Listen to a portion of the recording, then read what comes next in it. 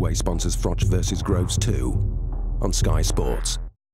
This is James Holder for IFL TV. I'm in Westfield today, George Groves public workout.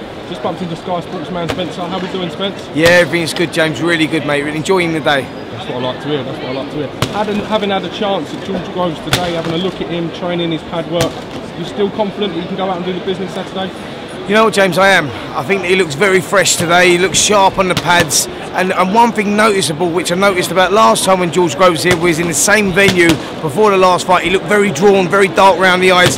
Today he looks very fresh. The skin looks good. He doesn't look pale. He doesn't look like he's struggling on the weight. Yes, everything's looking good for George Groves.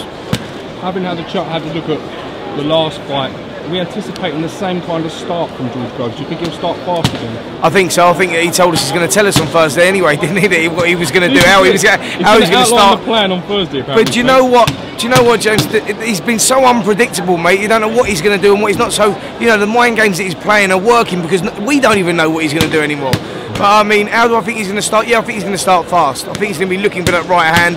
I think, you know, that's the key shot for him. Speed is key for him. That right hand over the top is key for him. So I think that's pretty much what we're going to see. About all the mind games, yeah. Froch being presumed to get the upper hand in the gloves are off on the other day. How do you perceive that? Well, I think he did. I think that he done it excellently. He's been seeing a psychologist at Froch, and he seemed a lot calmer. And I think that he won the war of the words there on the gloves are off the other night, Friday night I think it was. And yeah, he done well there, Froch. But listen, forget all the mind games, forget everything that's happening. It's all about what's going to go on in the ring on Saturday night. You know, is it time for Froch to hand the baton over against George Groves? We'll only find it out Saturday. But I mean, both camps for both guys have gone excellently. Froch looked brilliant yesterday. He looked bang on his game. You can't take nothing away from what he's actually done, Froch. He's been a tremendous ambassador for the sport. You know, he hasn't made 12 title defences for no reason at all. I think that we can expect to come out. He'll come out all guns blazing. He'll want to keep that legacy that he's built up over the years, because that's what's on the line for Froch. Key word. Yeah, keep that legacy, mate. And I think he realises if he loses against George Groves on Saturday, that legacy's been undone. Groves here, you know, he wants to take over. He's hungry. He's looking forward to it. He's relishing the chance of boxing in front of 80,000 people.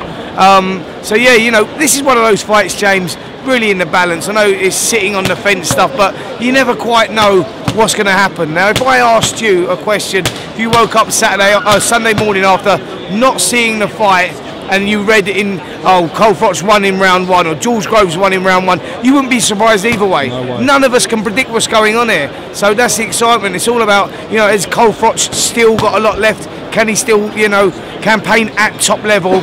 George Groves, I know, will have grown from the performance last time, and that's why I'm slightly leaning towards him. Do you think Froch and Rob McCracken would not leave a stone unturned in their preparation for George this time? Is it in terms of preparing for a different fighter? Well, I think that they realise now, you know, the task they got in front of them. Perhaps they might have slightly underestimated George Groves. You know, I think that's a possibility. But Froch always does military training, and I don't expect anything different from this one. I think that, you know, he's locked himself away now for 12 weeks.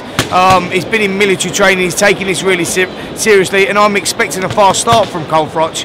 We saw there that he was, yeah. Do you like that one? Do you like that?